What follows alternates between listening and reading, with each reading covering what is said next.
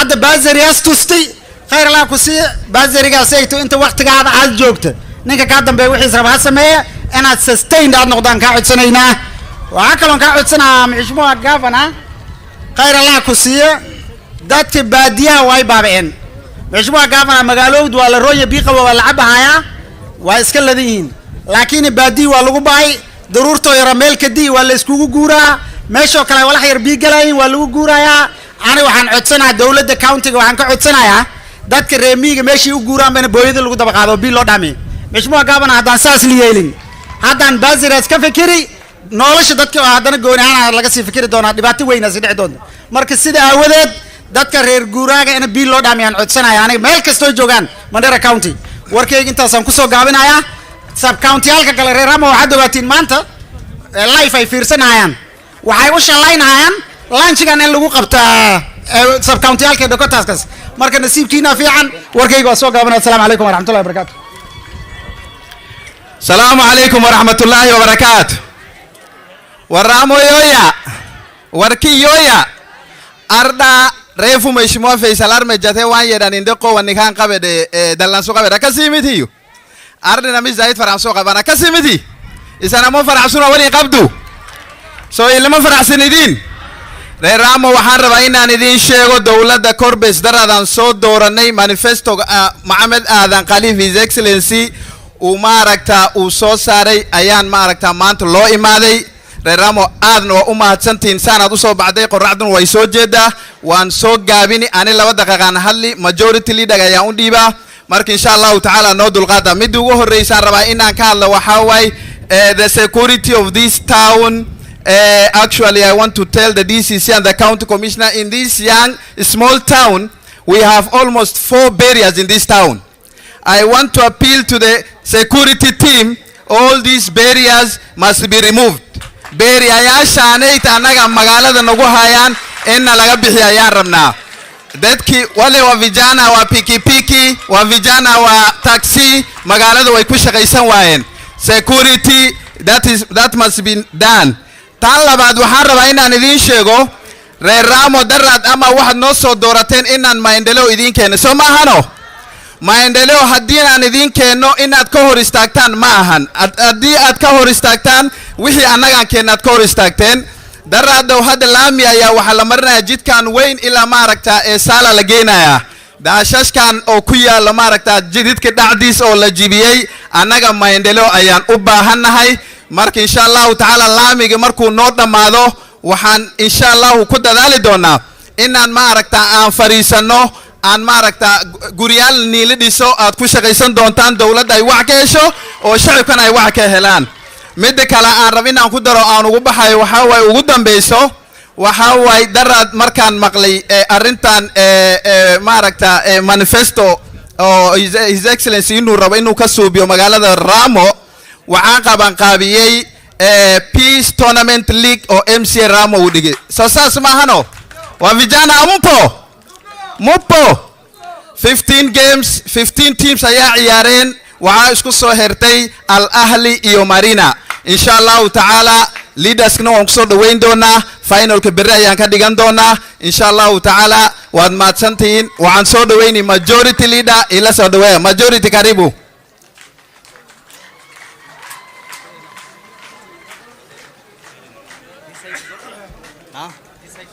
It's okay. Assalamu alaikum. Assalamu alaikum. Your Excellency, Governor of Mandera County, Mheshimiwa Mohamed Adan Khalif, the Deputy Governor, His Excellency Dr. Ali, members of Parliament, the Mandera County Security Team headed by the County Commissioner, honorable members of the County Assembly, the CECs and Chief of SAS. Assalamu alaikum. Your Excellency, leo kwanza ni siku yetu ya furaha sana kama wawakilishi wa watu wa Mandera katika Mandera County Assembly. Kwa sababu wakati wa kura nafikiri tulikuwa tumechukua ahadi ya kwamba tutahakikisha kwa uwezo wa Mwenyezi Mungu tukifika wakati wa kufungua shule watu wote wataenda kupata elimu ya bure katika shule ya sekondari katika Mandera County, na hiyo ahadi kupitia Mandera County Assembly nafikiria umetimiza. Kitu ya kwanza nafikiri ulileta is a supplementary budget kuhakikisha kwamba hayo mambo ambayo ulikuwa umechukua ahadi yametimizwa, na sisi kama Mandera County Assembly kuhakikisha kwamba maono yako na manifesto yako imetimia. Tumefanya hiyo bursary imepita. Mheshimiwa Rais, Mheshimiwa Governor, watu wametaja bursary ambayo itatolewa na serikali yako ya shilingi milioni 350. Hii pesa tukibadilisha katika wanyama ambao tungewauza ili watoto wetu wabaki katika shule, inamaanisha kwamba kupata shilingi milioni 350 tungeuza mbuzi karibu 70,000.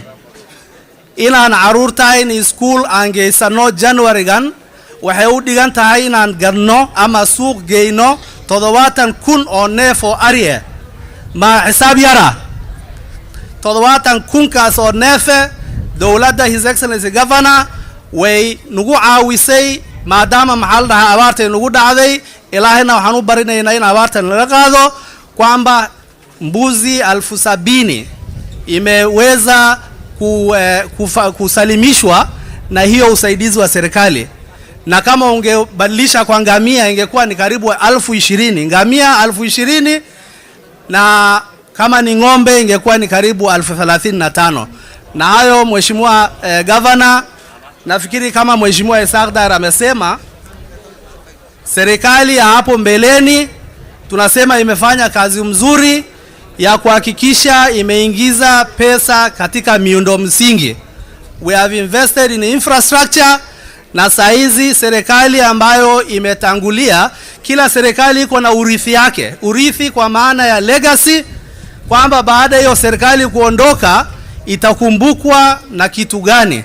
Na tunashukuru Mheshimiwa Governor amesema anataka kukumbukwa kwa kuhakikisha capacity ya watu wa Mandera kupitia elimu imetambulika, kwa sababu kuhakikisha kwamba watu wa Mandera wamepata elimu ya bure, nafikiri sio legacy ndogo, sio urithi ndogo ya kuachia wananchi wa Kenya.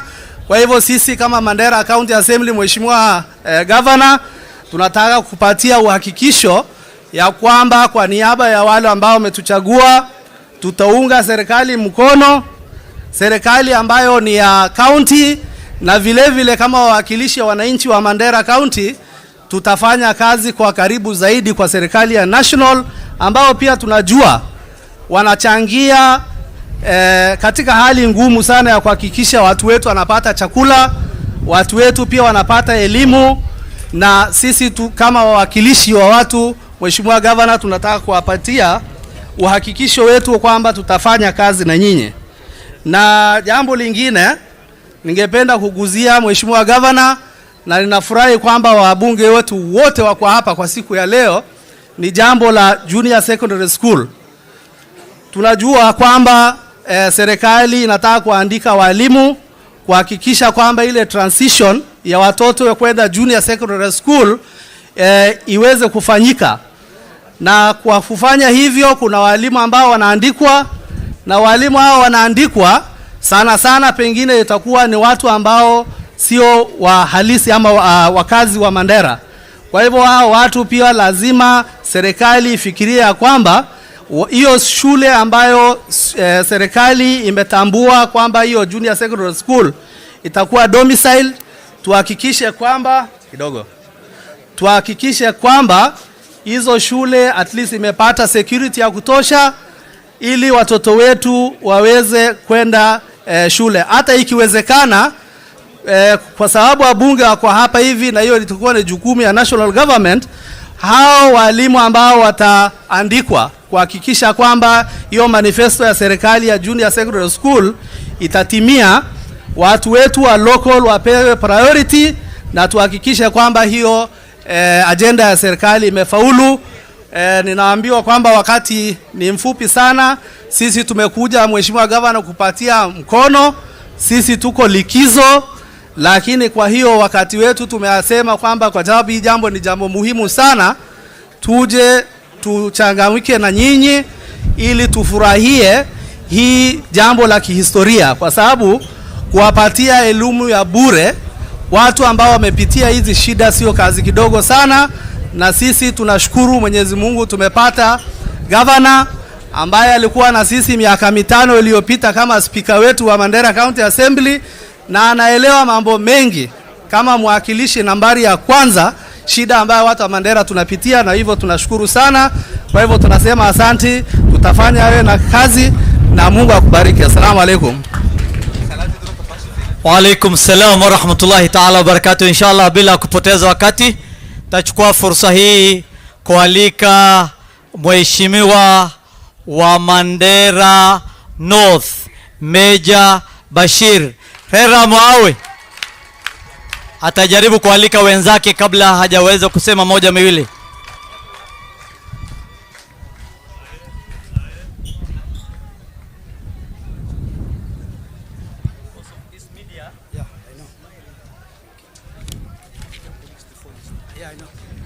Bismillahirrahmanirrahim. Salamu alaikum na Ramo. Kwanza kabisa ningechukua fursa hii kuwakaribisha nyinyi wote katika hafla ambayo inafanyika Ramo. Ni concert headquarters ya Mandera North, so tunasema karibuni nyinyi wote. Governor, County Commissioner, MPs, MCS nyote karibuni. Kabla sijaendelea, tuko na waheshimiwa wengine ambao wako na sisi hapa kutoka constituency zetu ya Mandera County. Nitawapatia fursa waje pia waongee na watu ya Mandera County, kwa maana hapa ni watu ya Mandera County wote ndio wanakaa. Na nimesema ni asante kwa Mwenyezi Mungu kutuleta hapa. Hasa mimi niko na furaha sana kwa maana ile manifesto ya kwanza nilikuwa nafurahia ilikuwa ni mambo ya bursary ya secondary schools, na leo ni dhihirisho ya kwamba imekuwa launch in Mandera North constituency katika headquarter ambayo ni Ramu. So mimi nasema asante sana, lakini yangu itakuwa ni nyuma. Nitapatia hii fursa nimwalike mheshimiwa wa kutoka Lafey Mohamed Abdikair, yeye ni jirani, aje pia aongee na watu ya Ramo na watu ya Mandera County dakika 2. Lakini mheshimiwa, karibu.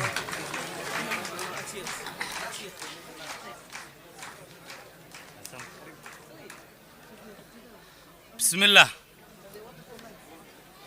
His Excellency the Governor of Mandera County, His Excellency the Deputy Governor, the County Commissioner, the Area MP who is our host, Mheshimiwa Meja Bashir, and the honorable members who are with us today, my colleagues, the security team, our MCS, our county officials, na wananchi wa Ramo, assalamu alaikum. Unajua Meja Bashir amesema mimi ni jirani, lakini amesahau hata mimi nimetoka Ramo. Mimi nilikuwa mtu ya Ramo, mimi nimesoma tu hii shule unaona hapa inaitwa Shantolei. Mimi nimemaliza Shantolei nikasoma Sheikh Ali, so mimi ni mtu ya Ramo. Ujue hivyo tafadhali. Na Mungu amefanya kwa sababu mimi nimetoka Ramo nikuwe mheshimiwa ya jirani, sio? Haya, sawa, asanteni. Sasa nashukuru Mwenyezi Mungu ambaye ametuleta sisi wote hapa tukiwa na afya, na vile vile nataka nichukue fursa hii nishukuru His Excellency the Governor. Unajua sisi tulikuwa kwa ile mlengo ingine, hatukuwa tuna support governor, tulikuwa tunabinga hii maneno inaitwa kurbes. Leo tukikuja, mimi nilikuwa naambia Meja Bashir na governor, sisi tulikuwa tunasema kurbes kwisha, tunachinja kurbes, hakuna kurbes, lakini kurbes inaitwa nini? Unajua hata jina sijui kwa sababu sikuwa na support hii, lakini marka hada Somali ku hadla annaka maanta ilaah baa mahad u celinaynaa ilaahaygi meeshaana iskugu keenay ayaa mahad u celinaynaa awalan waxaa kaloo mahad u celinaynaa governorgeena oo countiga Mandera County Maxamed Aadan Khaliif oo meeshaana iskugu keen wala yeeri nagu casuumay xafladan intaan ka soo qayb galna ayaa u mahad celinaynaa sidaan hadda Swahili ku sheegay anigu waxaan lahay dadkii kurbe sabood garaynay ma ahayn orgi aniga orgi aan dhana moogta Soomaali afkaan waan yar dhiba kisto laakiin waa yar fahmaan horta laakiin hadalka ay dhiba marka korbeskan anagu waxaan leen waa la qalana waa la cuna aan leen laakiin governorga maanta waxaan dhahay school fees waxa lagu bixin jiray korbes suuq la geeyni jiray maanta korbeska adiga waa badbaadisi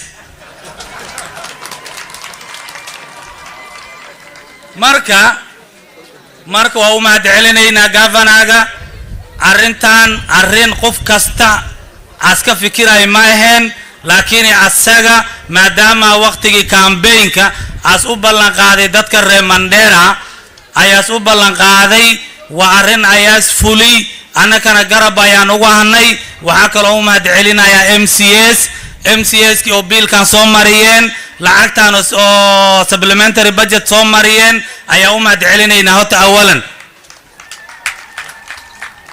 marka walaalayaalow waxaan leenahay MCS iyo county government waxaan leenahay lacagtaan maadaama dadweynaha maanta loo sheegay taariikh 23 iskuulaha ayaa la fura idinkana waa ogtihiin waa ku xisaabtanteen waqti loo baahnay ayaas keenteen marka waxaan leenahay dadweynaha iyo macallimiinta anaka ma rabna ana horto chief officer ayaan soo ahaan jiray county waa ka soo shaqeey county waxay teen waa garanaynaa horta county-gan anakaan eedeynayna lacag ay ka hayaan maaha national government ay ka yimaada meel control of budget la dhaha requisition loo diraa meeshaas laga soo approve gareeya waa la keenaa laakiin waxaan leenahay governorga iyo CEC finance CEC education iyo dadka ku xilay kulli tafadali sana lacagtaas ay priority tan ha laga dhiga maxaa yeelay wadanka waan ognahay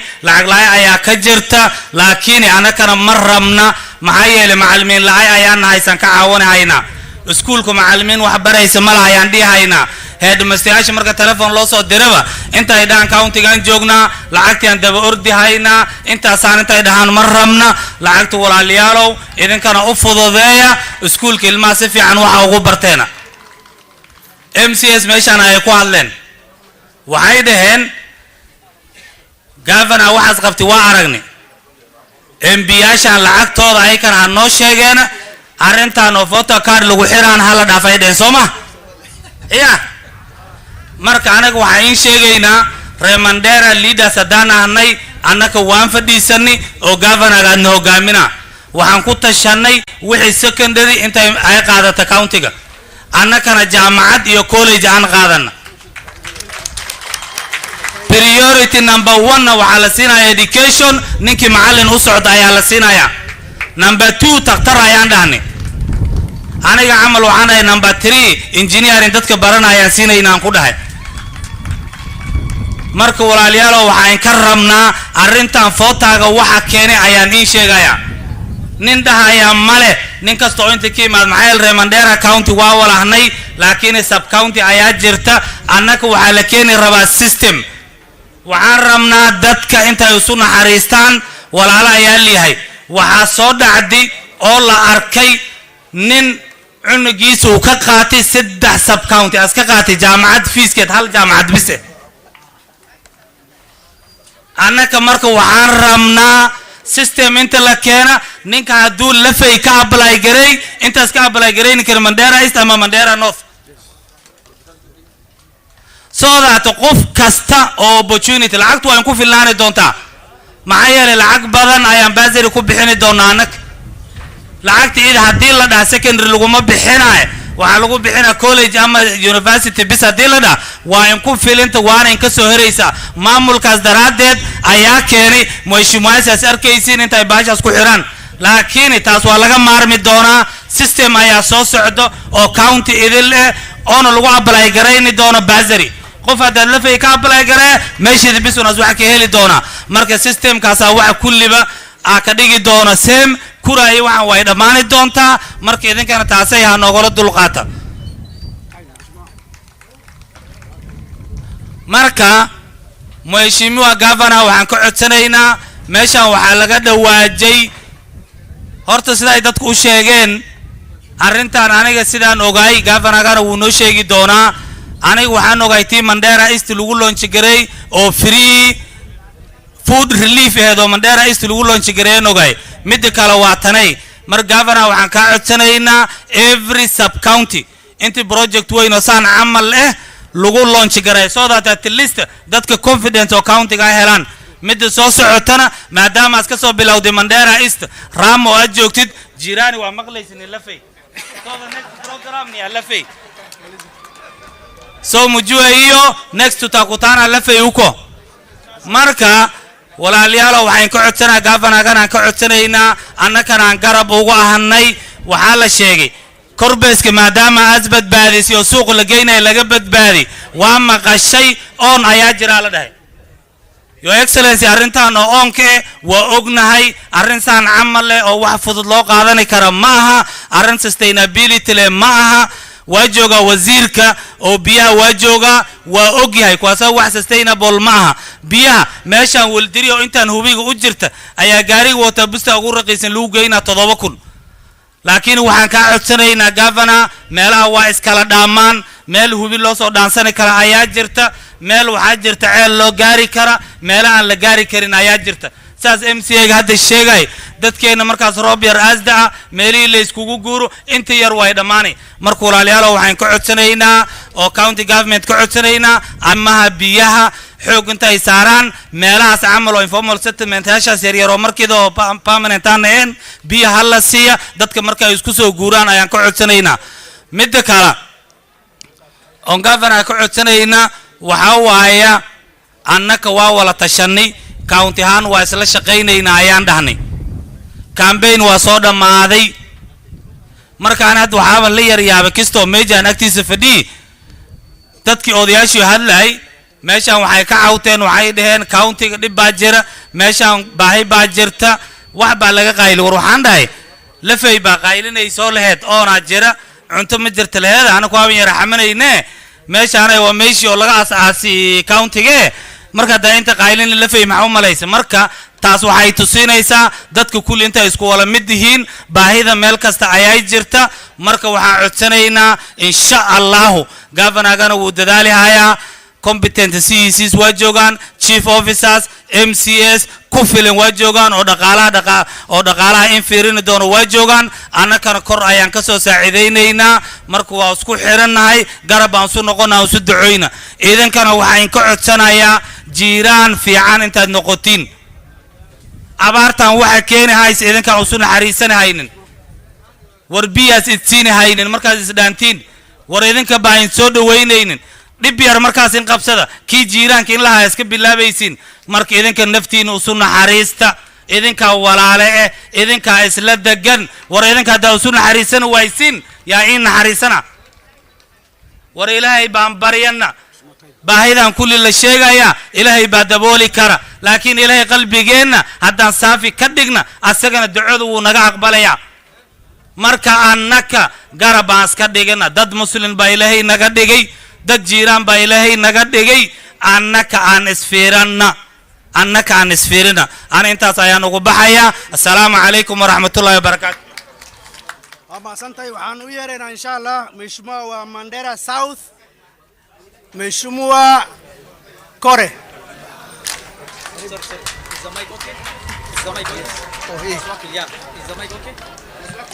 Assalamu alaikum. Mimi nafikiri nitazungumza Kiswahili nikichanganya na Kiingereza kwa faida ya ndugu zetu wa kutoka kwa media. Tuko na national media hapa, tuko na local media yetu hapa, na kwa sababu watu wengi kuanzia ma MCA na mheshimiwa ambaye amezungumza mbele yangu wameweza kuzungumza Kisomali kingi na Kigare kingi, mimi nitazungumza Kiswahili. Your Excellency Governor Muhammad Adan Khalif, Governor wetu wa Mandera County, Bwana County Commissioner na security team yako, ndugu zetu MCAs kutoka Mandera County, CECs, madirectors na wafanyikazi wa county walioko hapa, wajumbe wenzangu kutoka jumbe la taifa na wenyeji wa Ramo, vijana, akina mama, maulama, mashekh na vijana. Assalamu alaikum wa rahmatullahi wa barakatuh. Mimi yangu itakuwa mafupi sana kwa sababu nitazungumzia tu mada ya leo ambayo inahusu kubuniwa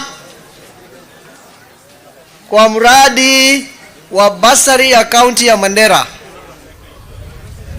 Your Excellency Governor, wakati huu ni wakati mgumu sana kwa wakazi wa Mandera County na wakazi wa Northeastern kwa jumla, kwa sababu ya kiangazi ya muda mrefu ambaye imeweza kuguza maisha ya watu wetu kwa namna nyingi.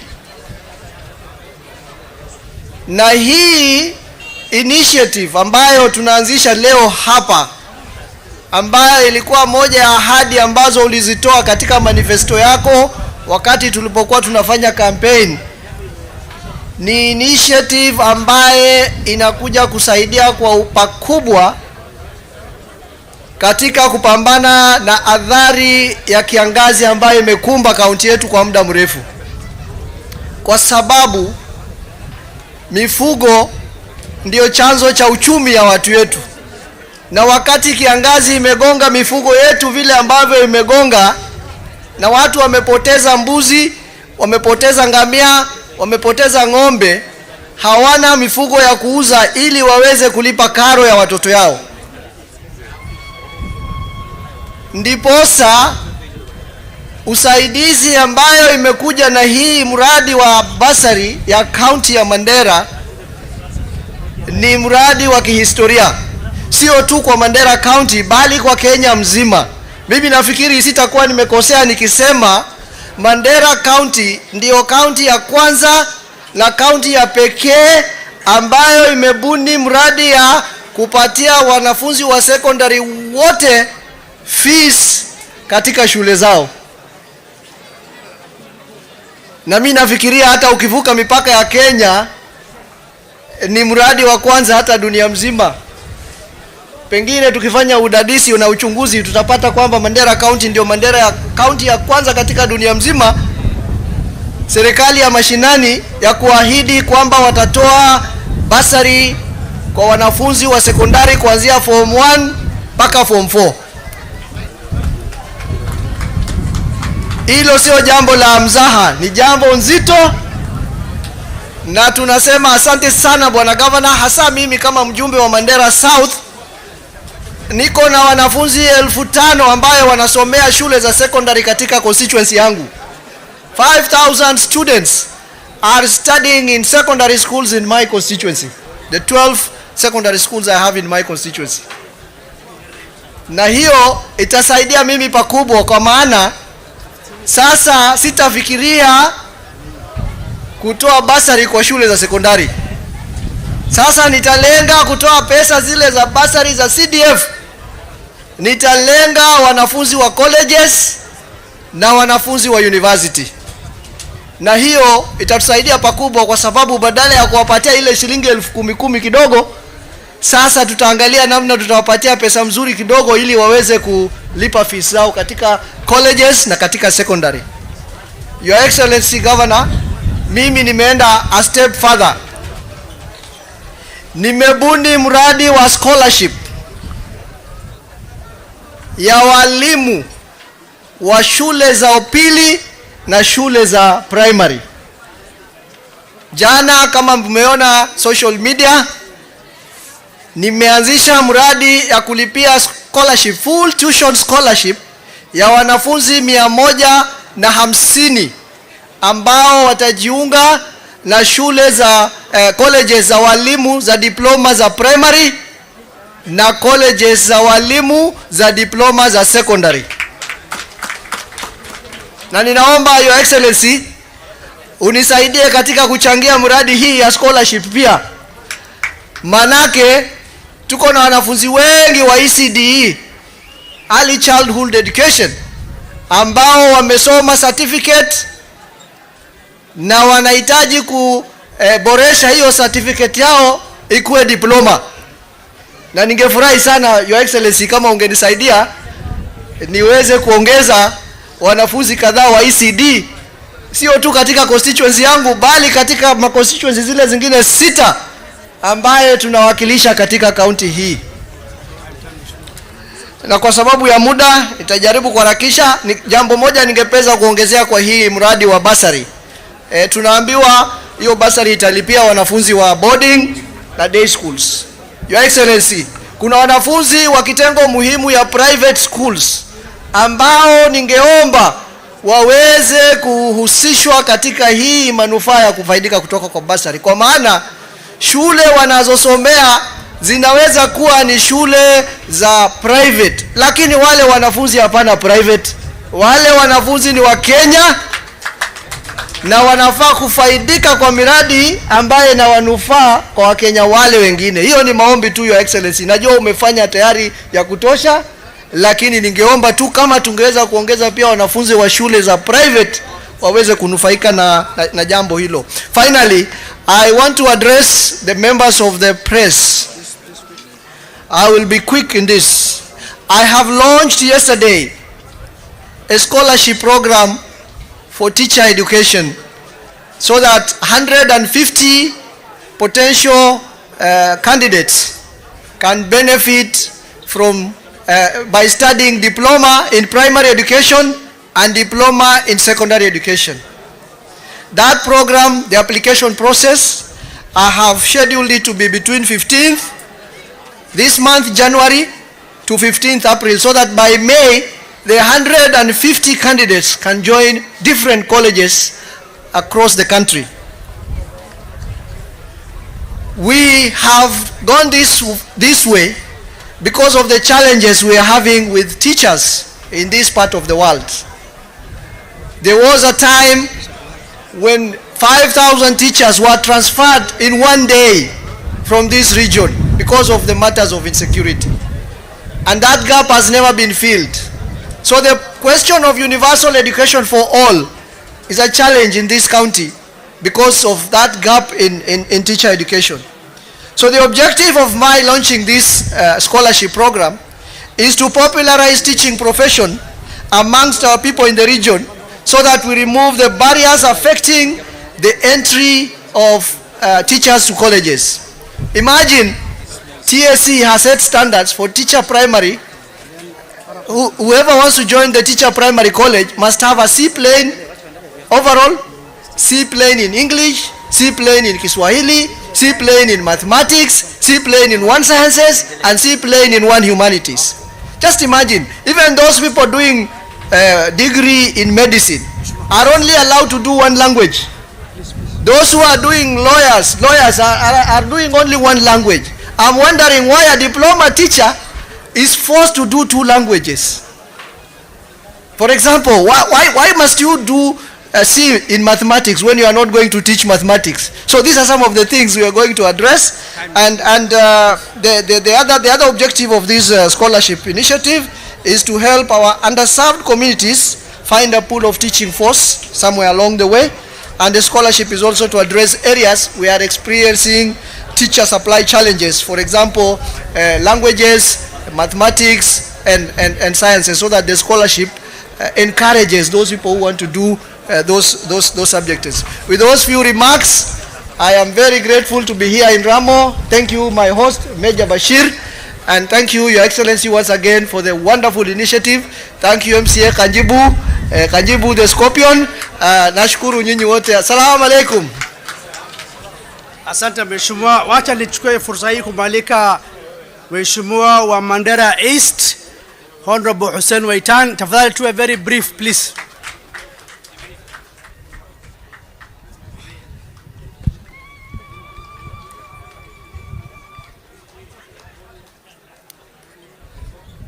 His Excellency the Governor, Mohammed Adan Khalif, our Deputy Governor, Dr. Ali, Members of Parliament, our security team headed by our County Commissioner, our MCS, CECs, Chief Officers, na wananchi wote. Assalamu alaikum. Assalamu alaikum. I'm really glad to attend this important function because it is such an important function. And it came at the right time. During our campaign, each one of us had pledges and manifestos. This county government headed by His Excellency the County Governor had a manifesto. And one of the manifestos was free secondary school. Today, the 16th January 2023, Mohammed Adan Khalif, His Excellency the Governor, has made it a reality. I can assure you, no project can equal this one. No project at all. We all have pledges. I personally have several, but none can be equated to this one.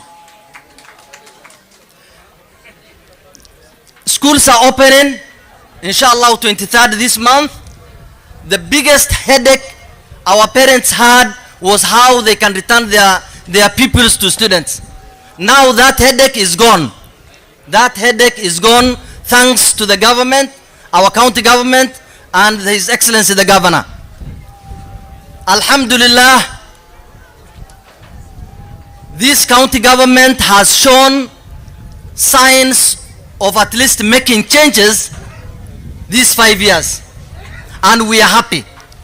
We are also there as members of parliament to follow suit and also do, what we can to make sure that these affected parents can return their students to schools.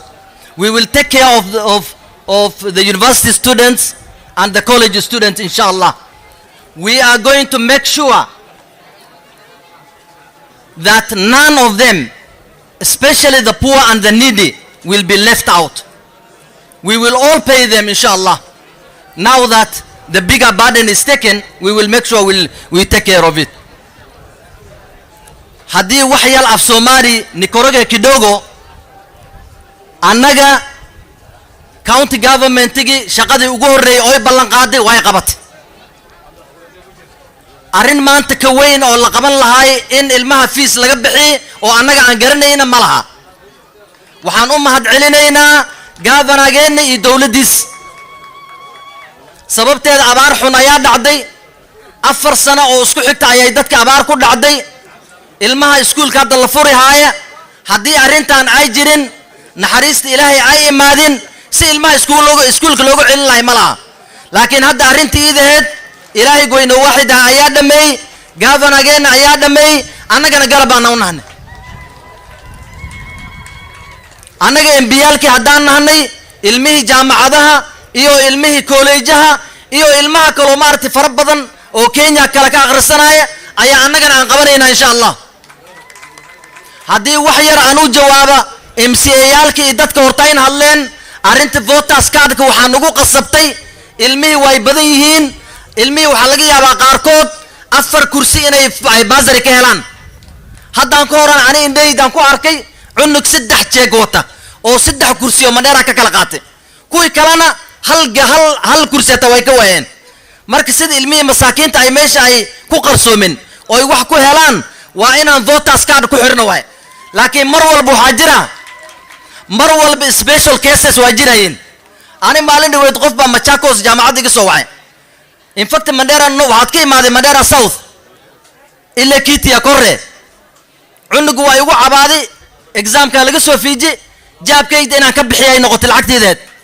Marka waxyaalo special cases MBLka way arkayaan. Haddii cunug Mandera isaad ku imaada oo masaakiinne anigana aan lacag ka bixin waa inaan lacagta ka bixisaa. MBLka kala u sheega. Anigana inshallah wadu Ilaahay nafta nagu sima ilmaha oo bursary-ga waayeen oo kuraasta kala ka imaaday special cases ayaa u samaynaynaa laakiin arrinta voters card arrintaas ayaa nagu qasabtay inaad ogaataan ayaa la rabaa midda kale oo jirta waxaa waaye oo dadkeena inaan u sheegna aan raba annaga waxaan rabnaa in nabadgelyo lagu degnaada waxaan rabnaa dadka dhiigooda inay daadinin annaga mar walba dhiigaan daadinaa muslimiin waa naane abaartaan aad u joodaan ilaahay wuxuu noogu shudeey ilaahay waxaad nooga mashaqeey runtii waxaa waaye dhiigga muslimka aan daadinayna walaalayaal muslimka dhiiggiisa aan daadinayna aan joojina arrintaa musku afgarane reer Ramo maanta nasiibaad leedihiin meesha projectadan lagu launch gareynaa waa Ramo aniga waxaan jeclaan lahaa Moi Stadium inay noqoto laakiin hadda ilaahay wuxuu u nasiibay Ramo sama soo saas ma waa faraxsantiin soma marka insha Allah waraxdu way kulushay duurna waa la gaari dad badanna way naga dambeeyaan waa mahadsantiin khayr Allah insi Allah in barakee dawladana Allah no barakee wassalaamu alaykum warahmatullahi wabarakatuh asante waxaan soo dhaweynaa mheshimiwa wa Mandera West Mheshimiwa Adan Haji tafadhali tufanye very brief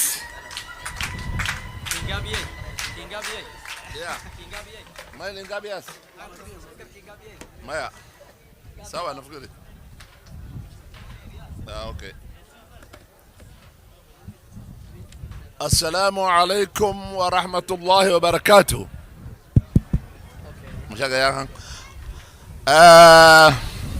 His Excellency the Governor, His Excellency the Deputy Governor, my fellow members of Parliament, MCS, DCC, ulama, ladies, youth and gentlemen. Assalamu alaikum wa rahmatullahi wa barakatuh. Today is a very great day. We are very happy to launch bursary worth 350 million plus another bursary which I'll tell you later, which will total up to 710 million in all. It is very timely indeed because of the drought and because this is January when everybody is supposed to go back to school. If this bursary was not here today with this drought and this being January, we could have been in crisis. So we thank the Almighty Allah for having given us a very able governor who has fulfilled the first promise among the many which I know are coming and will be fulfilled in the near future. As others have said, today we have all elected leaders of Mandera County. This is not something which is just there by coincidence.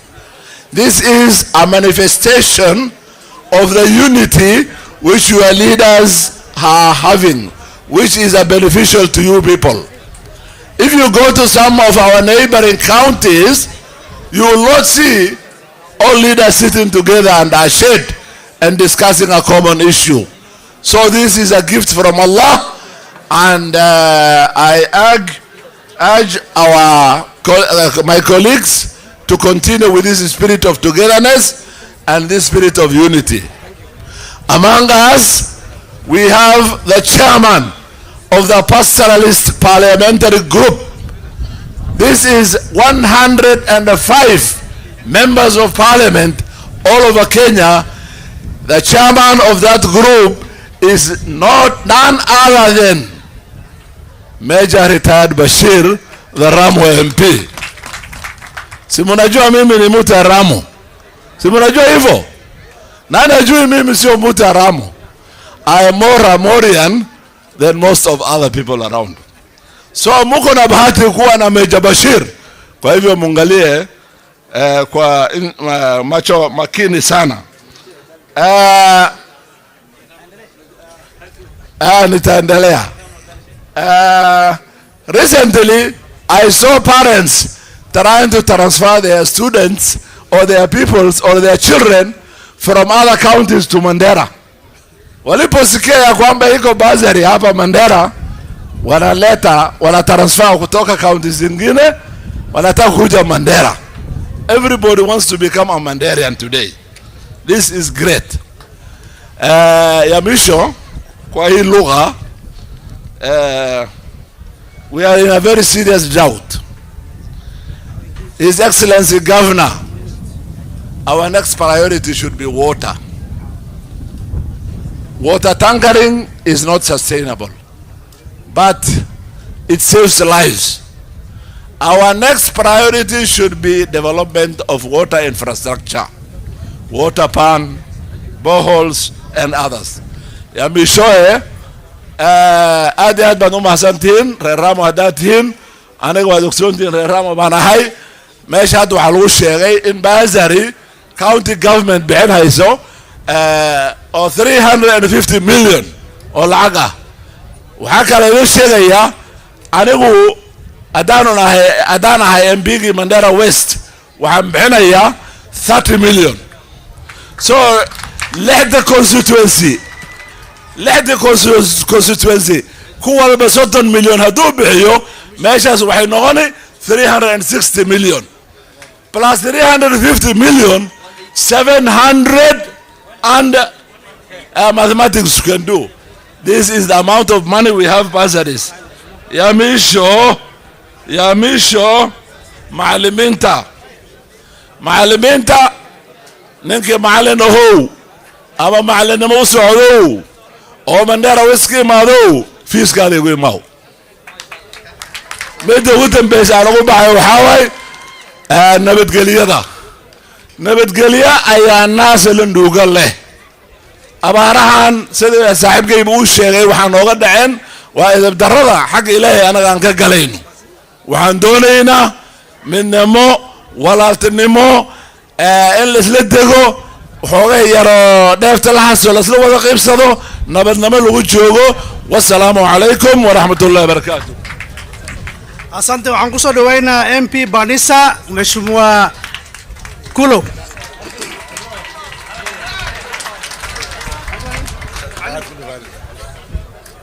بسم الله الرحمن الرحيم. الحمد لله رب العالمين والصلاة والسلام على رسول الله صلى الله عليه وسلم. His Excellency, the Governor of Mandera County, and all protocol observed. I want to begin with thanking God for giving us this opportunity today to be here with the Governor, the county, the members of Parliament, his deputy, and the rest for the launch of free education for secondary schools in Mandera County. This is a very good move towards achieving Sustainable Development Goal 2030, which is one of the goals that has been set by United Nations to ensure that education reaches all. In the Sustainable Development Goal, Article 4, it says, for education, we must ensure that we have inclusive, quality education for all, so that we can have prolonged education where everybody will get education. As County of Mandera, I can see we are ahead. We have ensured that that objective is achieved within Mandera County. And I want to say kudos to the Governor of Mandera County for fulfilling his promise to achieve the Sustainable Development Goal Agenda 4 to ensure that we have free fees for secondary education. Your Excellency, Mandera County, in terms of education, has myriads of challenge. The challenge includes poor education, poor learning facility, which is attributed to both negligence of teachers and parents. For teachers, with this bursary, the onus, the responsibility is on the teachers to ensure that you deliver quality education. Exam cheating is very rampant in this county. This is the county where children only wait to ensure that they get examination material for cheating. And even a student with B+, he cannot go for education because those courses are very difficult. Ensure that the kind of education you give teachers are quality education. And for parents, ensure that you take your children to school and ensure that you ensure that you supervise them well so that they can get proper learning. Lastly, there is no education without peace. We have been talking of peace in this country. We want to ask the people of Mandera County to ensure that you establish peace so that we can have this bursary can only affect your children when there is peace. Learning can be only there when there is peace. They can never be education. They can never be learning without peace. I urge you to ensure that we make sure that we have peace in this county. Thank you very much. Asante. Ya mwisho ni tuko na Mheshimiwa Honorable Sh350 Khalif, yeye ni nominated MP yetu kutoka Mandera County. Mnajua kama tuko na nominated MPs watatu kutoka Mandera County. Moja ni Honorable Sulega Holbale, and the next one ni Honorable Senator yetu. Next one ni Honorable Sh350 Khalif. Yeye ndio ako na sisi hapa. Tafadhali karibu. Alhamdulillah. Wassalatu wassalamu ala rasulillah. Your Excellency Governor Mr. Muhammad Adan Khalif, Your Excellency Deputy Governor Dr. Ali, County Commissioner and his security team, Members of Parliament present, Members of County Assembly, County Executive Committees, ladies and gentlemen, Assalamu alaikum wa rahmatullah. I follow my colleagues in trying to appreciate our presence here today in the launch of free secondary school. Your Excellency, as you are aware, and has been said, we have ravaging drought that has completely wiped out livelihoods. Parents have changed their priorities now from educating to trying to feed their children. Therefore, this noble initiative you have started will go a long way in helping this community. You have really touched the hearts of everybody here, including myself. I therefore take this opportunity to sincerely thank you for this job. I don't want to take a lot because much has been said. I'm disadvantaged because I'm the last person to speak. So, I want to urge our parents, please take your children to school now that fees have been paid. For teachers, time has come for you now to roll up your sleeves and improve the educational status in this county. Now that fees has been paid, everybody should now embark on improving the education system in this county. And lastly, I urge the county, I urge the national, assembly members, MPs, to now cater for students who are going to colleges and tertiary institutions. Now that schools, secondary schools have been taken care of, it is your time now to pay almost 100% for students who are going for higher education. Intaas waxaan ku darayaa hal daqiiqe walaalahayaan raacaya marka ilaahay ku mahadne aan ku mahadina governorgeena aan ku mahadinaynaa shaqadu qabtay shaqo Kenya dhan laga bilaabo wali maaha Allah u fududeeyaan dhahaynaa waa shaqo wanaagsan waa shaqadii ugu dambeysay macnaha oo la qaban lahay waxa kale oo in sheegaya nabadgelyo laga cabaaday muslim waa sheeganaynaa inaan nahay in kala ilaahay og maxay yeeli waan tukunaa waan isdilnaa walaalayaalow aan iska dhaafna dilka ilaahayna aan barino. Assalamu alaykum wa rahmatullahi wa barakatuh. Asante sana. Nafikiri sasa ni wakati yangu ya kusema machache. Watu ya Mandera North, watu ya Ramu, salamu alaikum. Rali hadha qurahdin wa kulayl lakini dulqati wasoo gabagabeynayna. Yangu ya kwanza ni kushukuru Mwenyezi Mungu kwa kutuleta hapa leo. Ya pili ni kushukuru governor wetu na deputy yake na serikali yake kwa kuamua ya kwamba leo itafanyika mambo ya launch ya bursaries ya secondary schools inafanyika katika Ramo na Mandera North. So mimi nasema ni asante sana. Lakini mjue ya kwamba hiyo ilikuwa ni manifesto yetu kama party ama coalition. One of the main manifestos yetu ilikuwa ni kwamba governor akichaguliwa ataleta free secondary education. Na hii leo ni dalili ya kwamba hiyo manifesto ya kwanza ni tick. Tuko na manifesto nyingi ambayo inafuatana, and I'm sure atakuja ku launch kwa all other sub counties. So yangu ni kusema asante sana kwa yale ambao umetenda kwa kuleta free secondary education in terms of kulipia bursaries. Sisi kama wabunge tuko na national government CDF. Sisi pia tumechukua jukumu na ahadi ya kwamba sisi tutachukua jukumu ya kulipia wanafunzi wale wanaenda secondary colleges na universities. Now our problem and our headache will only be college and universities. Ukiona CDF application, tafadhali don't apply for secondary schools, apply only for college and universities kwa maana secondary is being taken care of by the county government. Na priority tunawapatia wale ambao wanaenda kwa walimu, especially teachers training colleges and more so also madaktari, especially doctors. Mnajua kwamba katika Mandera North constituency nilikuwa na scholarships ya wanafunzi. Saa hizi wako 80 of them ambao wanaendelea na secondary schools.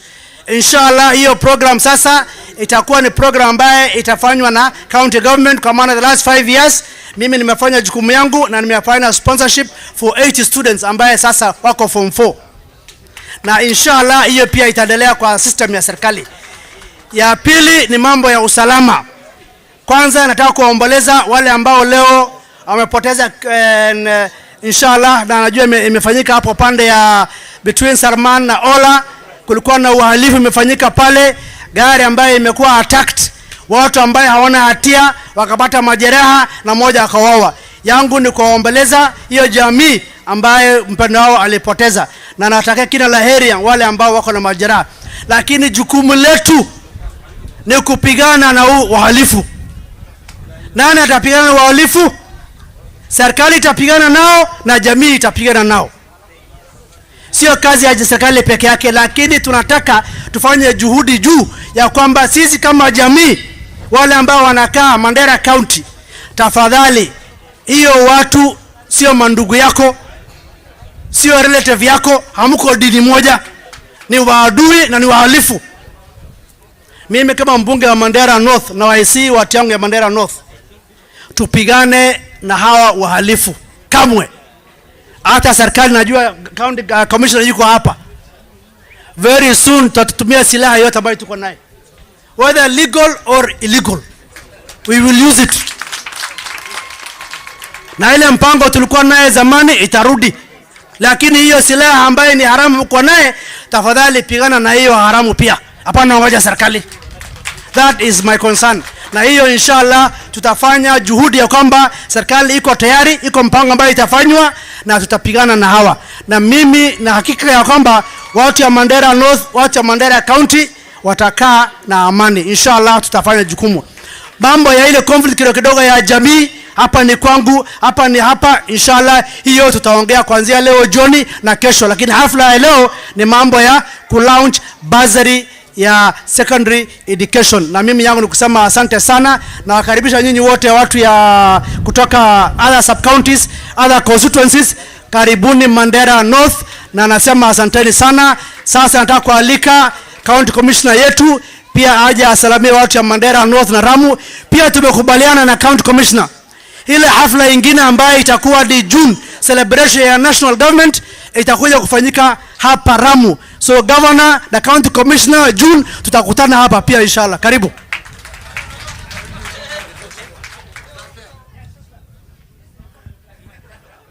Your Excellency, the governor for Mandera, Mheshimiwa Khalif, the honorable members of parliament who are present today, singependa kutaja wote kwa sababu ya wakati. Waheshimiwa wa mashinani wote wale ambao wako hapa, pamoja na officials wa county government, the chief executive committee members, the county security and intelligence committee members present here, pamoja na wale wa sub county zote mbili, na wananchi watukufu, amjambo. Salamu alaikum. Mimi nashukuru sana kwa siku ya leo, na kabla sijasema neno moja, ningependa muone wale ambao nafanya kazi nao, msiseme watu wa security hawapendi masomo. Kwa hivyo hebu simameni county security team mahali muko. Niko na mkubwa ya sipu hapa anaitwa Harden. Niko na mkubwa ya CCIO anaitwa Pius ako hapo. Niko na KWS ako pale.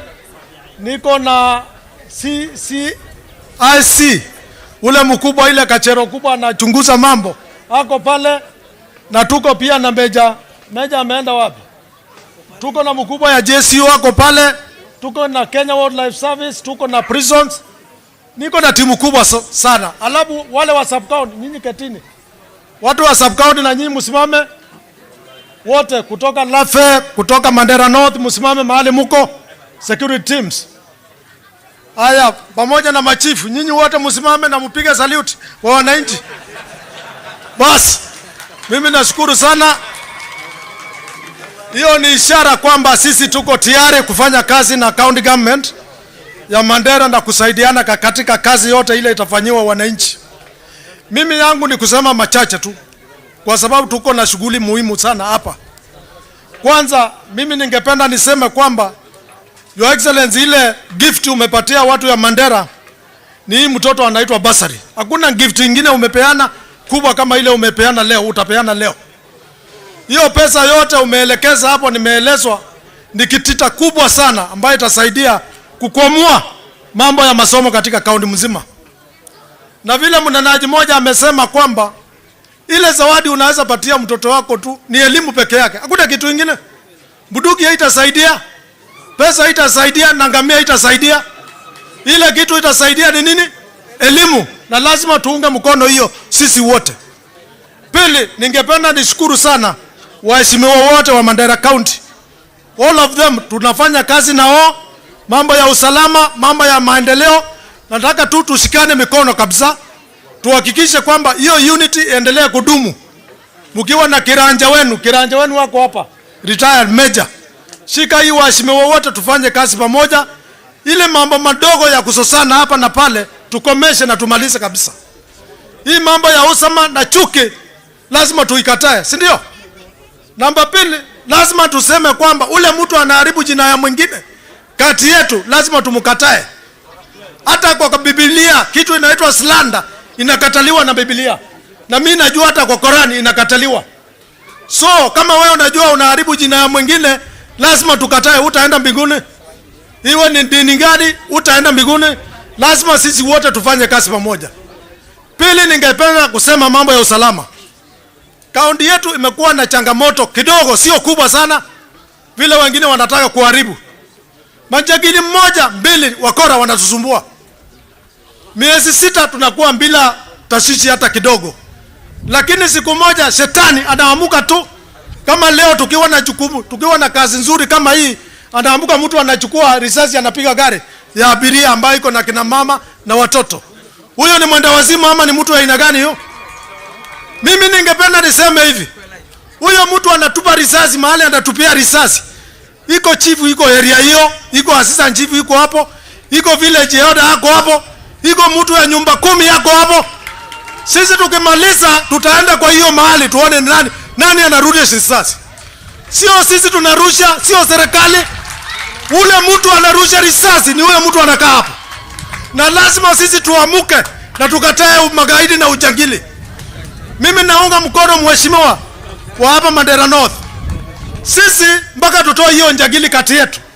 Tusidanganyane, lazima tutoe. Na wakati sasa umefika tutoe adui kati yetu. Mimi sitaki niseme mengi, tunajua ile dawa tulifanya siku ile. Wewe kama unajua unafuga mkora, toa kwa nyumba yako. Toa, sio mambo mengine. Hao watu sio ya Somalia. They are with us here and they are the ones who are disturbing us. Sisi tunataka maendeleo na tunataka maendeleo. Hakuna mambo ingine, na tukubaliane maendeleo itafanyika bila hao majangili na watatuzuia. This is the time to change Mandera forever. Na tusidanganyane.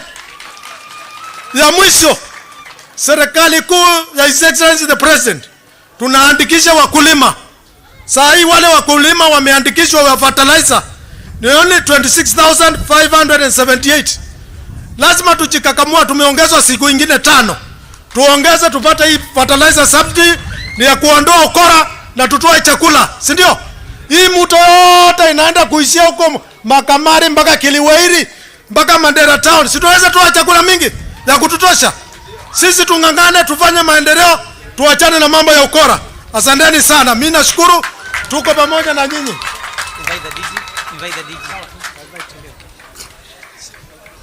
Sasa ni wakati ya tunamwalika Deputy Governor wetu His Excellency Dr. Ali, yeye pia afanye speech yake kidogo, and then atamwalika governor wetu for the launch na speech. Karibu Dr. Ali.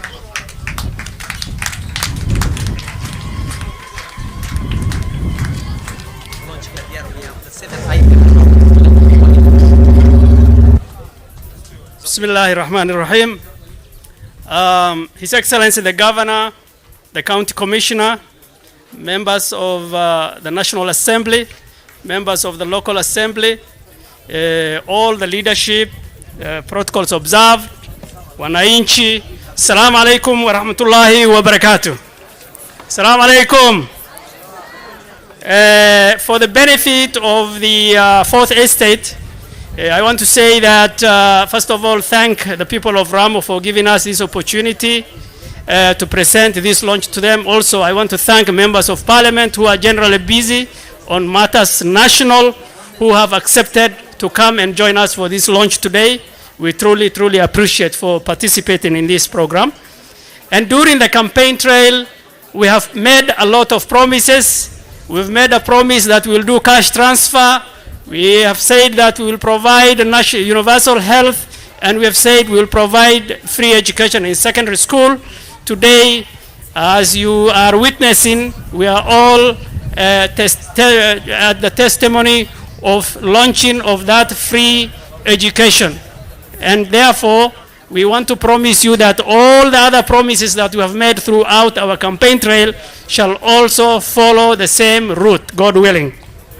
But I want to challenge the teachers and the principals of the high schools and the secondary schools that we are providing these school fees to, because it's not just about clearing school fees or free education. It's about what you will use for that money or what you will use on that money. We want to see programs within the schools, including building of dormitories, improved meals, building laboratories, and at the end of the day, we will be judging you by the kind of outcome that we will be having in your schools. If your schools are trailing today because you don't have school fees, then you have no choice or no option to tell us that your schools are not performing. We will put you to task. We will put you accountable, not just giving the money away. And also,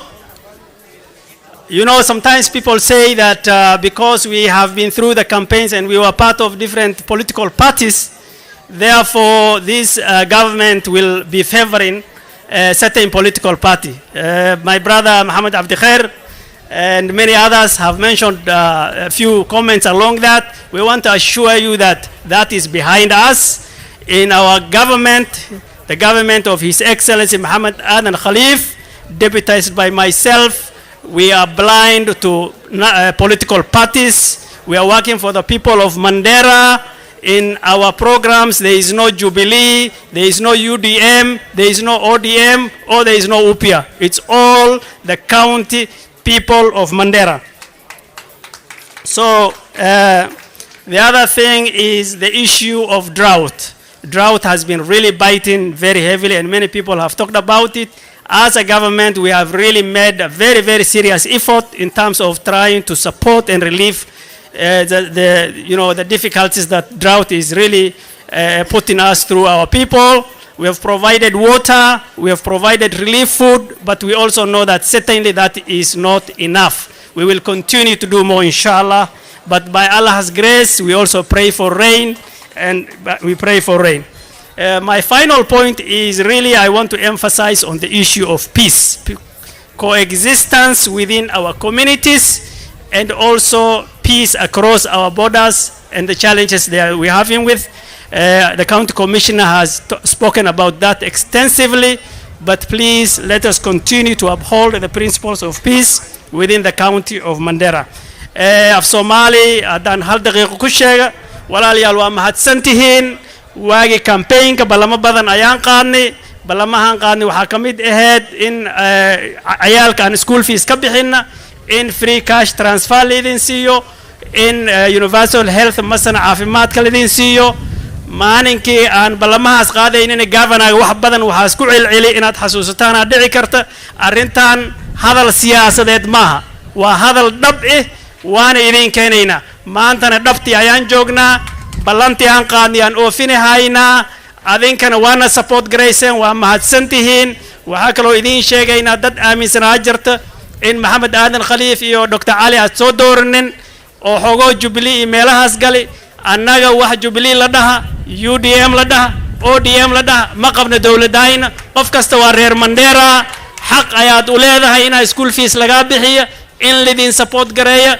macallimiintana waxaan u sheegaynaa iyo macallimiin iyo headmasteriyaalka haddii aan lacagta iskuulka aan bixinay annaga shaqadayna kuma istaagaysa lacag bixin kali waxaan ogaan rabnaa wixii lacagtaas lagu isticmaalaa dormitory ma la dhisi laboratory ma la dhisi iskuulka cuntadooda ilmaha ma la ziyaadi oo si fiican ma loo hagaaji waxyaalo badan aan iskugu imaan doonaa insha Allah waqtiga ayaan ugu gaaban si fiican ayaan wahadli lahayn waxaan rabaa inaad soo dhaweysaan governorgeena maxamed aadan khaliif oo insha Allah khudbo noo soo jeedinaya governor karibu salaam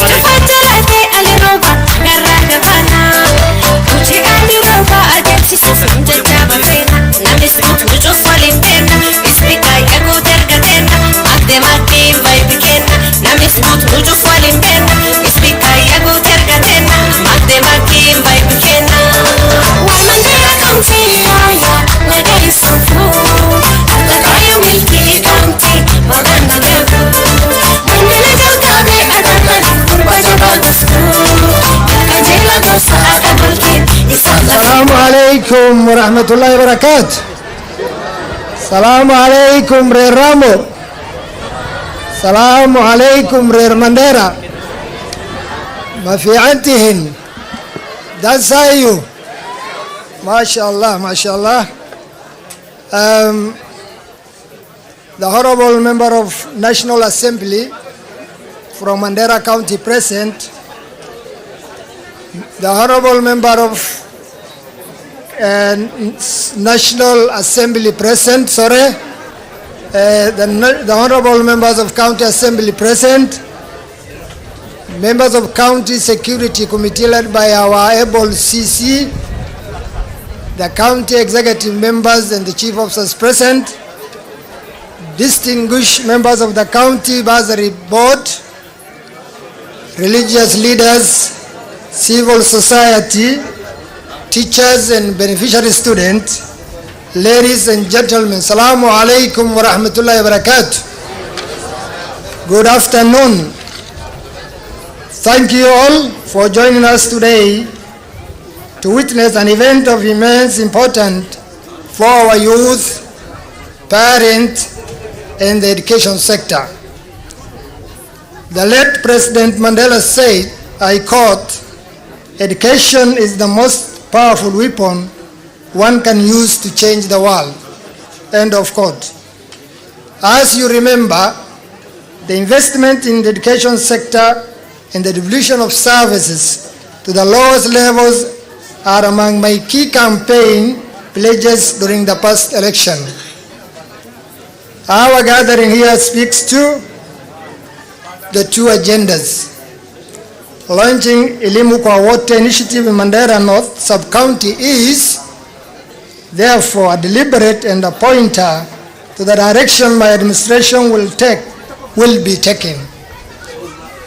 Moving decision making and resources from the center to the periphery.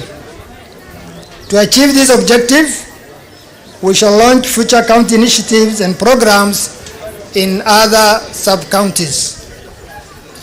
Today's event marked the official launch of the 2022-2023 Mandera County Bursary Fund of Kenya shillings 350 million Kenya shillings. The bursary fund will be primarily cover the secondary school fees for all the students in the 59 government secondary schools in Mandera County. This initiative will benefit over 22,000 students in our county and provide relief to thousands of families struggling due to poverty and impact of prolonged droughts. Ladies and gentlemen, Elimu kwa Wote initiative will also allocate resources to the Wards Fund to support students from Mandera County studying in other counties. The beneficiaries will include students in the government secondary schools, public colleges and universities. This support will complement the national government CDF bursary schemes. In addition, we are currently exploring an effective and efficient joint online application process to reduce duplication of bursary awards. I request the support of all the elected leaders, bursary committee members, national government CDF committees, and managers to ensure the success of this initiative. I thank our head teachers for their support thus far and request their continuous support for this initiative to the very way possible. Undoubtedly, you are on the front line and fully aware of the challenges your students and their parents are faced in paying school fees. This initiative will significantly reduce the burden on parents and provide necessary resources for our schools to provide quality education. Moreover, my government will continue to support girls' affirmative action programs started in 2019 by the previous administration. Ladies and gentlemen, Elimu kwa Wote initiative will ensure that our girls who are in Uzhhorod University in Turkey complete their studies and successfully return home to contribute to the development of their home county and country. In addition to national government CDF and the county bursaries, the foundations and corporate entities such as Jomo Kenyatta Foundation, Safaricom Foundation, Kenya Commercial Bank Group, and the Equity Bank also supported bright students from our county. This organization currently supports nearly over 1,000 students, and we are very grateful. I request this organization to expand their scholarship opportunities for our students to free up resources for the drought-related interventions and long-term resilient building work. As you are aware, the 5 rainy season failure has decimated our livestock, the main livelihood of our people. We have lost over 11 billion worth 11 Kenya shillings 11 billion worth of animals due to the drought, pushing our impoverished communities into a destitution. The education sector is one of the most affected sectors by the drought. Parents who will have otherwise sell their livestock to pay their children's school fees have lost their livestock, leaving many of them with huge debt they incur in buying animals' feeds. Ladies and gentlemen, without this initiative, our assessment shows that the education sector will collapse. As a result, thousands of children already disadvantaged by inadequate teachers and the school closure during the COVID-19 pandemic will have fallen further behind their peers in the rest of the country. It is therefore the right and sensible intervention for my government to impact on to forestall the disastrous outcome. As important as it may be, this intervention alone cannot turn around the impact of decades of underinvestment in the education sector. Providing bursaries for all the students is one thing, but ensuring the students receive a quality education is quite another. Therefore, all the stakeholders must play their roles. The schools need an effective management boards, parent-teachers association, and all student association. The support of these important stakeholders is crucial for the smooth running of the education institution. Therefore, I call upon all of us to participate in the management of our institution. I also request that our elected leaders and the national government CDF managers prioritize strategic investment in the physical structure of our schools. Ladies and gentlemen, in addition, I urge the school management to utilize funds properly and ensure that no student is sent home for fees.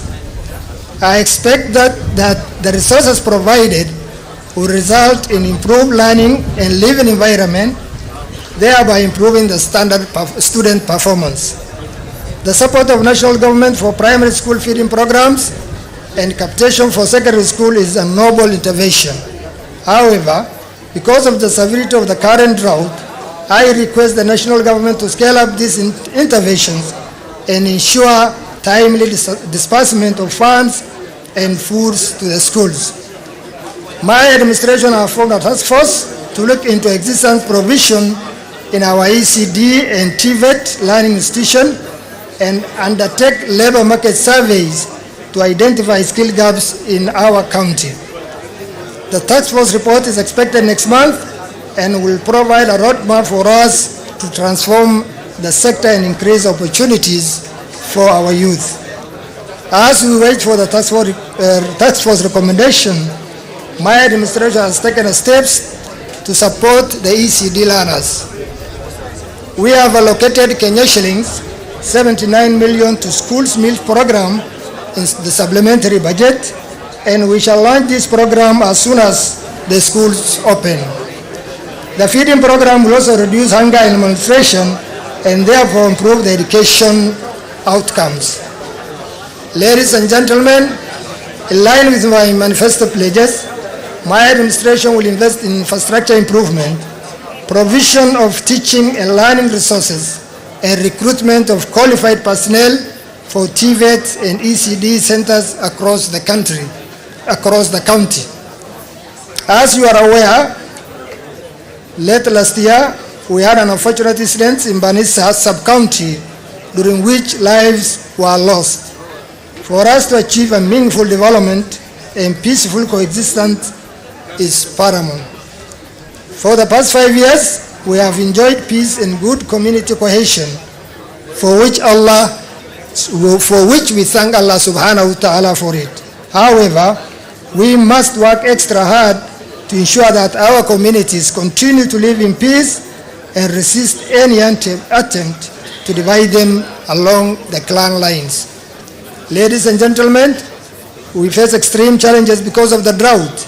Water and pasture are scarce, which could stress community relations. As leaders, we must promptly respond to ease tensions before harm is caused to the people or the animals. The displacement of people during a conflict will cause pain and suffering by disrupting their daily lives. Economic activity will expand when peace prevails, making it easy for our people to rebuild their livelihood. We should also cooperate with our law enforcement agencies to make sure criminals across the border do not have a hiding place in our midst.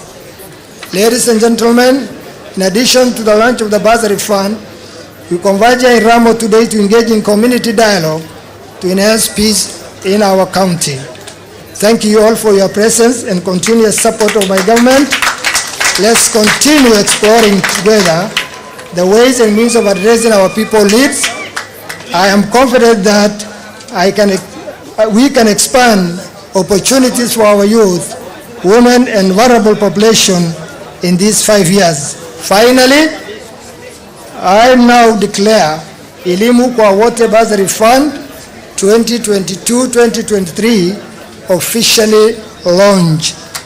May Allah subhanahu wa ta'ala guide our affairs and ease our difficulties. May Allah bless you all. May Allah subhanahu wa ta'ala bless our county.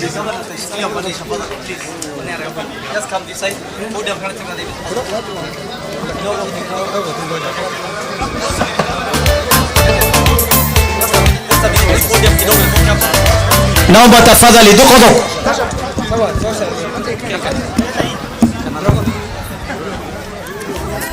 Wahyar kidogo naomba tafadhali. Wahyar.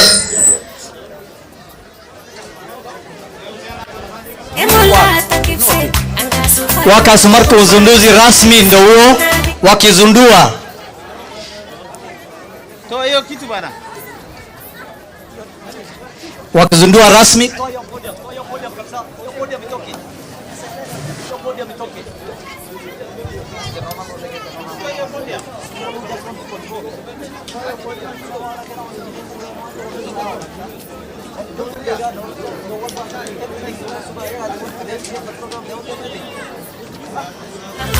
kidogo wananchi, inshallah uzinduzi huu ndio sasa inafanywa rasmi na His Excellency ndio anaifanya uzinduzi wa milioni 300 ambayo ni inaelekezwa kwa wanafunzi katika shule zetu za upili ambao ni katika jimbo letu la Mandera.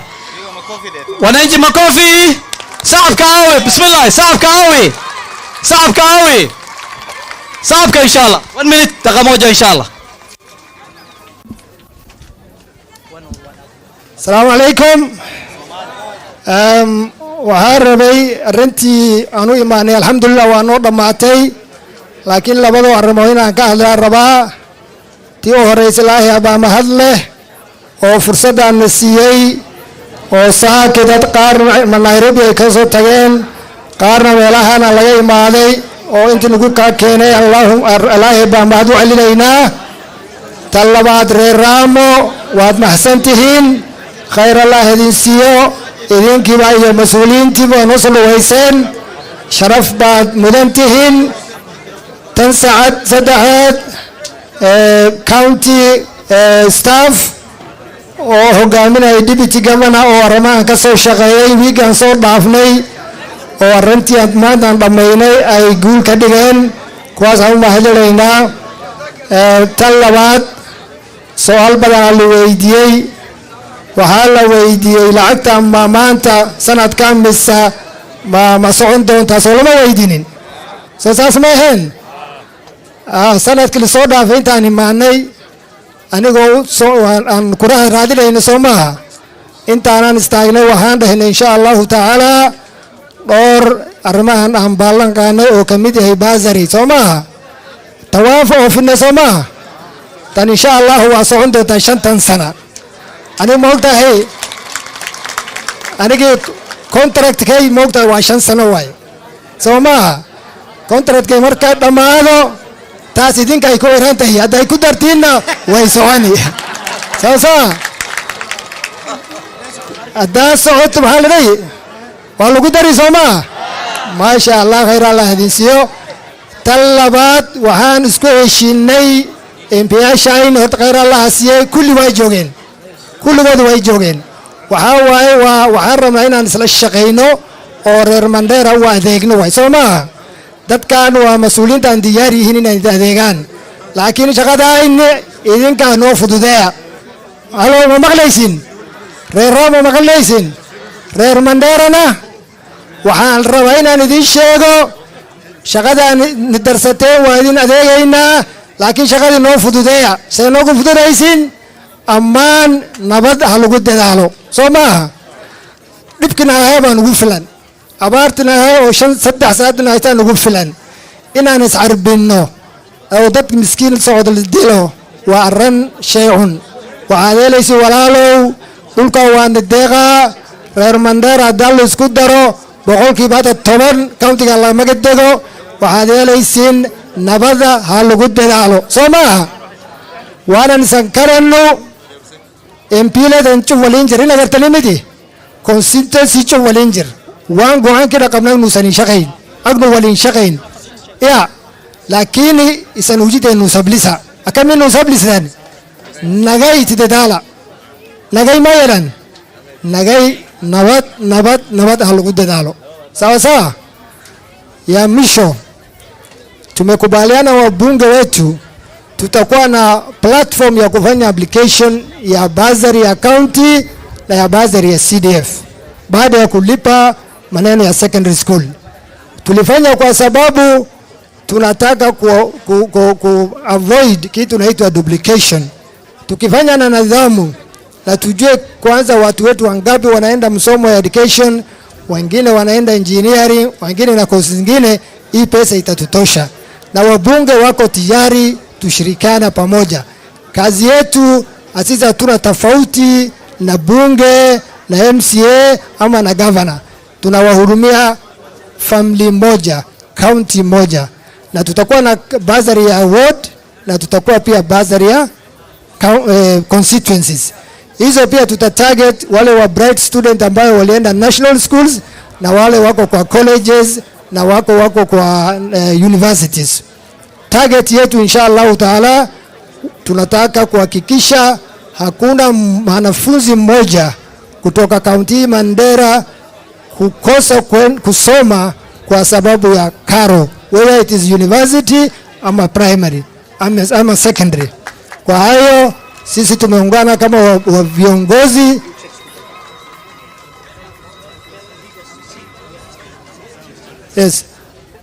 tumekubaliana tufanya kazi pamoja na nyinyi muhakikishe ukae na amani. Kama tukaona amani, maendeleo itapatikana. Kuna shida ya ukame, kusema kweli. Tuko na shida ya ukame, tunajaribu kung'ang'ana. Especially programu yetu baada ya kuvuka kwa hii ukame ni kuhakikisha ya kwamba tutakuwa na maji kila mahali inshallah. Tunafanya survey karibu na institution 3. We are doing a proper latest geological survey in the entire county. We are mapping the underground aquifers. We want to make sure that every settlement will going to have water inshallah in the next 2 years. Kwa hayo machache nataka niwashukuru wabunge wetu, MCAs wetu walikuwa wametusaidia kupitisha hii supplementary bill, na watu walikuwa wameniuliza hii pesa umetoa wapi? This 350 million ya supplementary ulitoa wapi? Niwaeleze. Tulitoa kwa mambo ya travel allowance. Travels, mambo ya kwenda nje, mambo ya kwa randa tukatoa yote. Tumekubaliana na county executive yangu na deputy governor yangu.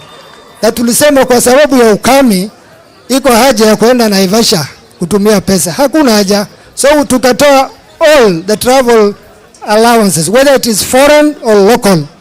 Kama tutaelimisha wafanyakazi wetu, tutafanya Nairobi. Tutachukua consultant akuje somesha sisi hapo Nairobi. Kwa sababu hatuna na hiyo fursa ya kuranda. So tukatoa hiyo recurrent yote ndio tukaweka kwa bursary. Tukatoa recurrent yote tukaweka kwa relief food. Tukatoa recurrent some recurrent expenditures zote tukaweka kwa water tracking. Otherwise hakuna pesa ziada tulipata, ni kutumia ile kidogo tuko naye kwa sawa kwa sababu ya hali tuko nayo kama county. Tunawashukuru national government, county commissioner team yake, tunafanya kazi pamoja vizuri sana. Tuko na team naitwa county steering groups, tuko na NGOs tunasaidiana. We are trying to make sure that we balance the interventions. Of course we still have some challenges here and there. We want to make sure that tumefanya proper intervention without duplication. Idinkana waxa la idin rabaa inaad sunna aristiin. Dawladda kali waxa laga sugin nin jiiraankaaga aragto oo taabaan waa inaan Soomaalinimadii Islaamnimadii jiiraannimadii qaraarnimadii tusno way. Waqtiga u fiican oo sadaqa la bixsanayo waa waqtigan way. Soo saasmeen marka dadka hal isku naariso aduu raashinka la bixiyo qof dhibaasan u gudbi. ima natire khabarani waan fidatina nam dib qabu hada bar salifi kasmaamidi waqti ama yajina wali na'risaniti nam miskina alalani ogonti alalani ya role alalani warna fa alalani inshallah. Maneno ya maji wabunge waliomba, tumefanya survey, tukaenda Mandera, tutakaa chini ya kwamba mahali iko shida yote tutafanya water tracking, na vile mulisema it is not sustainable, but it's necessary to save lives. But our objective is to look at the bigger picture of a proper water project in the next few years. Kwa hayo machache na washukuru nyinyi wote, tuwe na amani, amani, amani. Sawa sawa? Asanteni. Tutapeana checks na maneno ya disbursement. Mheshimiwa, hakuna shule ama headmaster atakuja kutafuta pesa na Mandera. Pesa itaenda kwa account by 20th of this month. Tayari tumejipanga. We are not just doing a PR. We have planned 50% inshallah tunalipa term hii, 30% tutalipa second term, 20% tutalipa third term. And we have planned, and our priority will be bursary, bursary, bursary. Asanteni sana. Tunaomba watafadhali viongozi wengine tukae chini tupeane checks 2 3 tafadhali. Only the governor is deputy, tafadhali wasimame, wale wengine tuketi. Question. Naomba the principal Shekali kama yuko tafadhali tukae, wale wengine tafadhali tukae. Let's sit. Tukae tafadhali.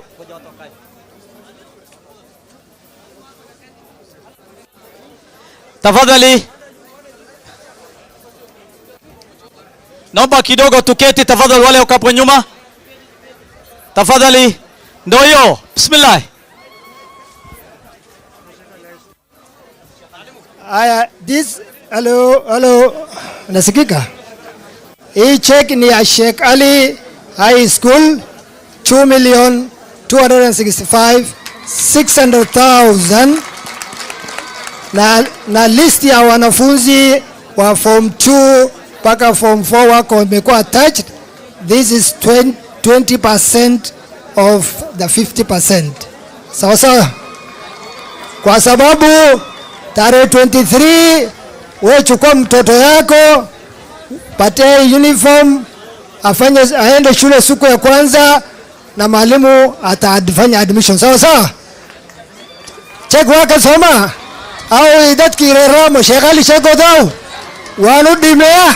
Haya,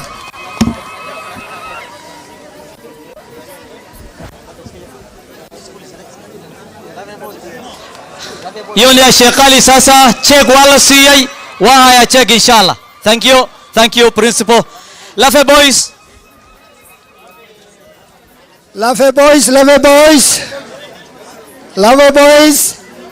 the first disbursement of 20%, 1,130,400 shillings. Hii ni 20% of the 50%.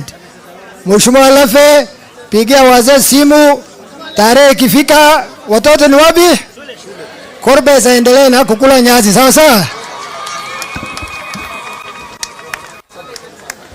ndio check ya Lafe boys is given. Amepeana hiyo pesa.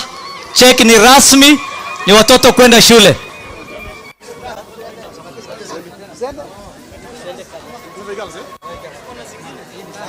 Hii ni Moi Girls. Moi Girls are one of our national school in Mandera County. The 20% of the 50% of Moi Girls is 4,433,040 shillings. Kwa sababu wanafunzi wa Moi Girls, mujipange, muripoti siku ya kwanza. Thank you, Excellency.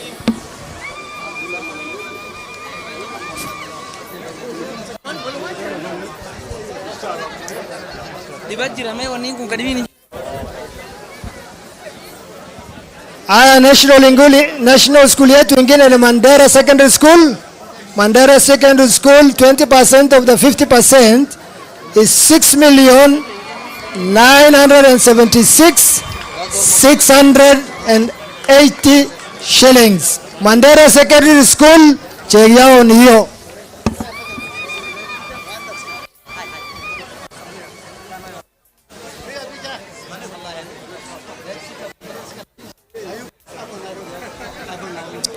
The other one is Elwak Secondary School.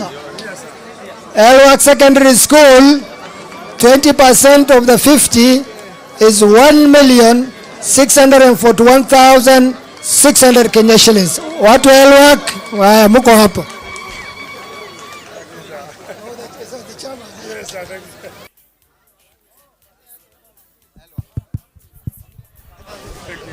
The next one is Ramo Dimtu Boys. Ramo Dimtu Boys Secondary School. Ramo Dimtu Boys, 1,044,000 Kenya shillings. That is the 20% of the 50% of the first term. ووجد إن شاء الله رامو ديمتو فيسك واكا سؤال بحي تشيك وال بحي أردد واو نسكول كالجينا زوما. بارك الله فيك يا Excellency. Yote iko check, yote iko, lakini tutamaliza tu ya mission ya wapi ya Mandera West. I just want for each one for one for each constituency. Hii ni Kalaliwa Boys Secondary School, Kalaliwa Boys. Kalaliwa Boys pesa yao pia ni hiyo 20% of the 50% of first term. Asanteni sana. Thank you very much. Okay. Ile ingine yote iko, mwalimu watachukua, na ile 30% inshallah by February tutaenda kushule, wakati ya form 1 itakuwa admitted, tutaangalia wale wa form 1 and then tunawaachilia. Hiyo ni kumaanisha hata wale wa form 1 mama Gleason, hata kui form 1 baba tu Gleason Horia school again. Sawa sawa. Asanteni sana, asanteni sana. Thank you. Thank you. Let's pray tafadhali kidogo. Tuwape viongozi wakati ya kuondoka inshallah. Wahyar nafsi ya banai. Nafsi ya banai inshallah tunaondoka magari.